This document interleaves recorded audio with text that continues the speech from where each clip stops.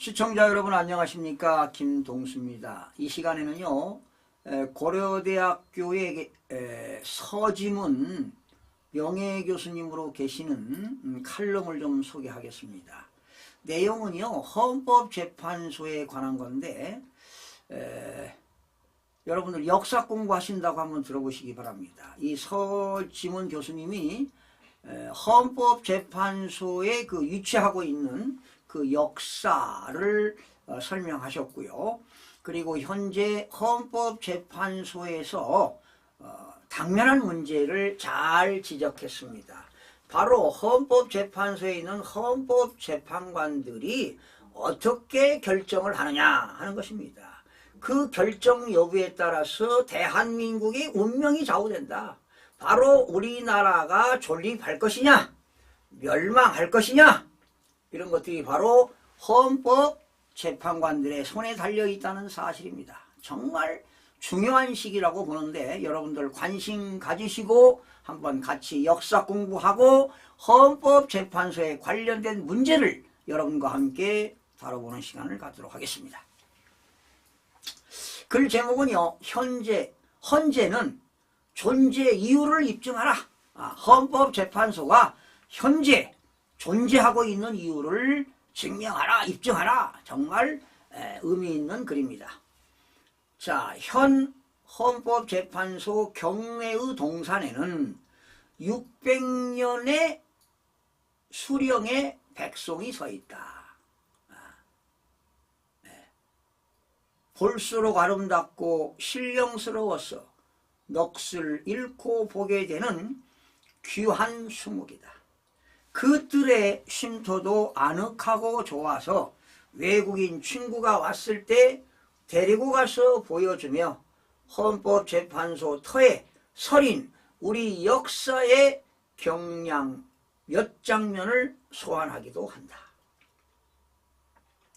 헌법재판소가 위치한 고을 이름 제동은 수양대군이 계유정난을 일으켜 중신들을 죽였을 때 피가 내처럼 흘러서 주민들이 그 피를 죄로 덮었기에 제골 후에는 제동으로 불렸다.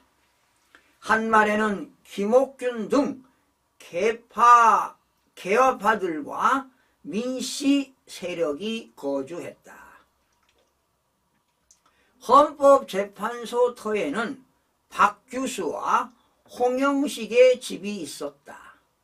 박규수, 여남 박지원의 손자는 개화파 청년들을 자기 집 사랑에 불러들여서 문명 개화해가는 세계의 모습을 알려주었고, 쇠잔해가는 나라의 상황이 너무도 안타까웠던 갑신정변의 주역들이 그것을 무수히 오갔다.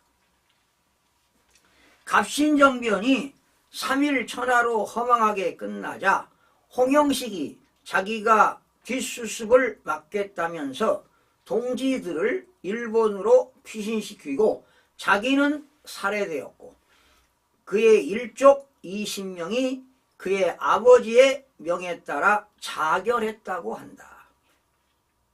그리고 정변의 현장에서 칼에 베인 민영익을 치료한 의료선교사 알렌이 홍영식의 집을 고종에게서 하사받아서 한국 최초의 서양의료원인 광해원을 열었다고 한다. 그러니까 서양 최초의 의료원이 광해원이군요.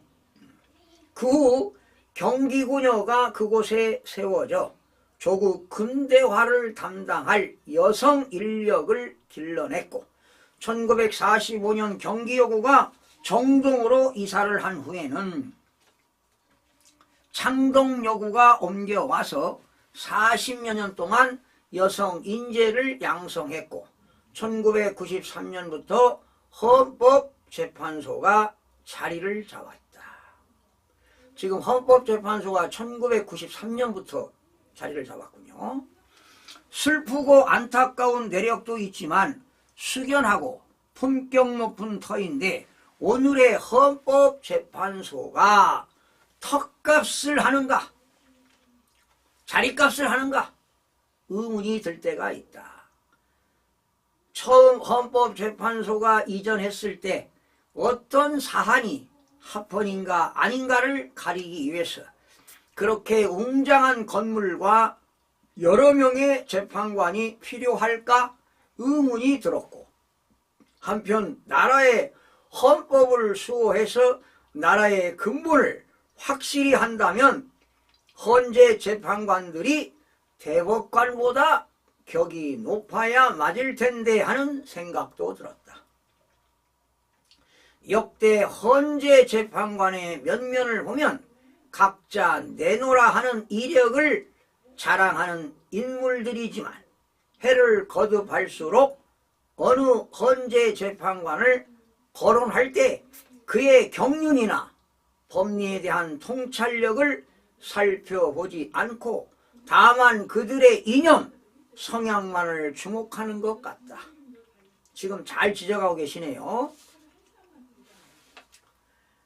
즉 헌재 재판관은 어떤 소추서상, 항목별, 합헌 또는 위헌성을 따져서 심판하는 것이 아니라 자신의 이념, 당파성에 따라서 판단하는 것이 당연시되고 불편부당한 판결이란 존재할 수 없는 것으로 인식되는 듯하다. 그렇다면 그것이 어떻게 헌법재판소란 말인가? 물론 재판관이 사람이니까 어떤 사안을 검토할 때 그의 이념이나 시각이 작용하게 되겠지만 그것을 인식하면 최대한 이념이나 성향을 배제하고 순수하게 헌법에 비추어 분석을 하도록 고심해야 하는 것이 아니겠는가. 지금 우리나라는 위험천만한 벼랑 끝에 서 있다. 이재명 더불어민주당 대표의 노예한 술수와 민주당 의원들의 염치 없는 대통령과 행정부에 대한 압박 전술에 의해서 손발이 묶이고 코너에 몰린 대통령이 발동한 비상계엄은 3시간 만에 물거품으로 허망하게 쓰러졌지만 그 후유증은 우리나라를 통치 공백의 상태로 몰아가고 있다. 여기서 한 번만 발을 헛디디면 무법천지, 무간지옥으로 굴러 떨어지고 말 것이다. 그러니까 우리나라의 존립 또는 멸망이 헌법재판관들의 마음먹기에 달렸다. 여기서 헌재 재판관들에게 요청할 것은 다음 4가지다. 자, 지금 그 서지문 교수가요 헌법재판관들에게 지금 4가지를 요청하고 있는데 이미 제가 방송도 해드린 내용들이 있는데요.